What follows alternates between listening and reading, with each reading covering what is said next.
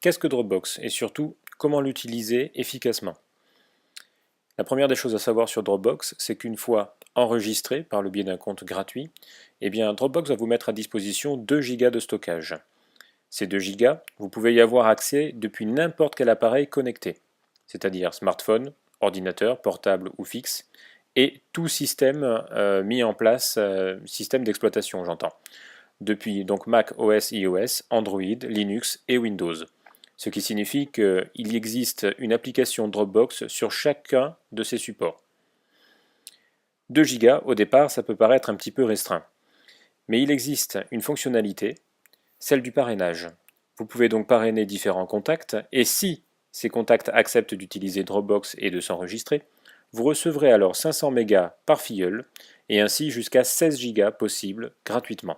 Et 16 Go, c'est extrêmement large pour justement partager tout type de documents et mutualiser, travailler en contact et en ligne à distance. Ces 16 Go, vous pouvez les administrer un petit peu comme bon vous semble, y déposer des dossiers et tout type de fichiers. Pour les partager, une première fonction existe et vous pouvez envoyer un lien hypertexte généré par Dropbox directement à vos contacts. Ces contacts en question liront ce lien hypertexte dans leur navigateur, que ce soit un document PDF, document Office ou bien encore une vidéo. Ici, les utilisateurs n'ont pas besoin d'avoir un compte Dropbox. Autre possibilité, vous avez un compte Dropbox, toujours donc pareil, mais cette fois-ci vous voulez partager un document ou un fichier. Le partager signifie donc l'envoyer par le biais de Dropbox à vos contacts, et si ils acceptent le partage, le dossier ou les fichiers en question vont venir se synchroniser dans leur propre Dropbox. Ici, vous l'avez compris, un compte Dropbox est nécessaire pour tous les usagers. Petite nuance tout de même, à savoir que si jamais l'un d'entre eux supprime l'un des fichiers, volontairement ou par erreur, il sera supprimé de l'ensemble des Dropbox qui partagent ce document ou ce fichier. Donc à vous d'avertir les contacts en question pour éviter les problèmes. Vous pouvez tout de même, par le biais de l'interface, réinstaller un dossier ou un fichier qui aurait été supprimé par mégarde. Comment utiliser Dropbox donc maintenant en classe et avec une flotte de tablettes? Plusieurs possibilités. Donc la première, avoir un seul compte Dropbox pour l'enseignant. Et du coup, selon les modalités expliquées, il pourra partager des documents en générant des liens hypertextes et les envoyer par mail aux tablettes qu'il a en responsabilité, et aux élèves bien sûr. Les élèves ainsi pourront ouvrir n'importe quel type de document indépendamment sur leur propre support.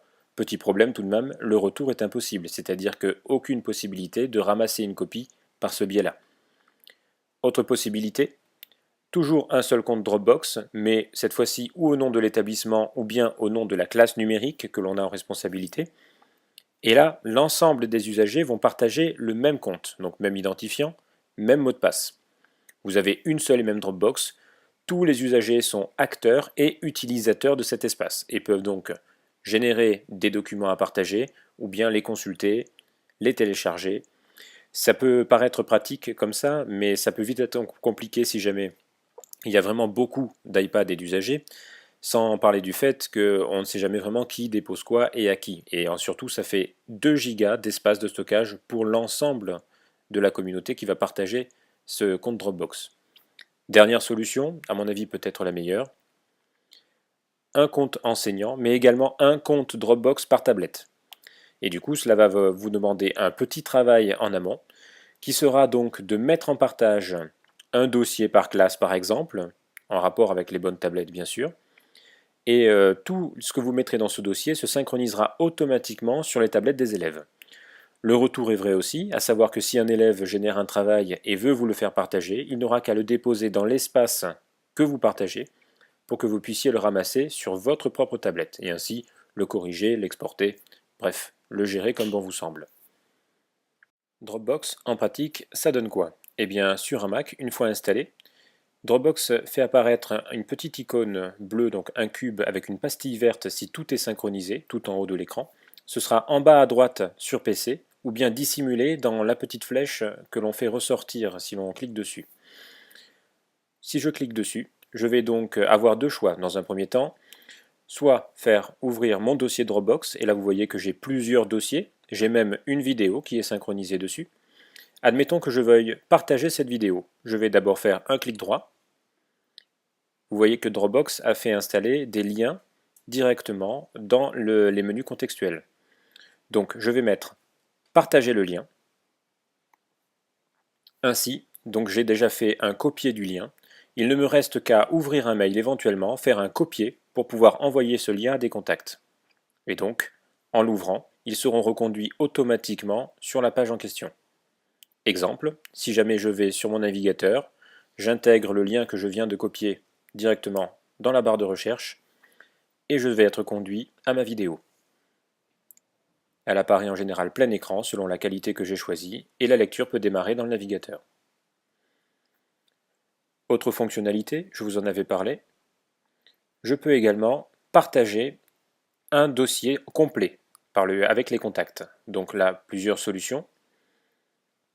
Soit je fais toujours un clic droit, je mets partager ce dossier ici, et je vais être conduit sur l'interface en ligne. Si jamais il vous propose de vous loguer, vos identifiants et votre mot de passe Dropbox suffiront. À ce niveau-là, eh bien, je peux rentrer des contacts, soit manuellement, soit les importer directement de certains comptes ou de messagerie Gmail par exemple, ou de réseaux sociaux. Je ne vais pas le faire ici, ça ne m'intéresse pas que Dropbox ait en contact certains de mes comptes. Je peux donc essayer de le rentrer manuellement. Une de mes adresses par exemple, et je partage.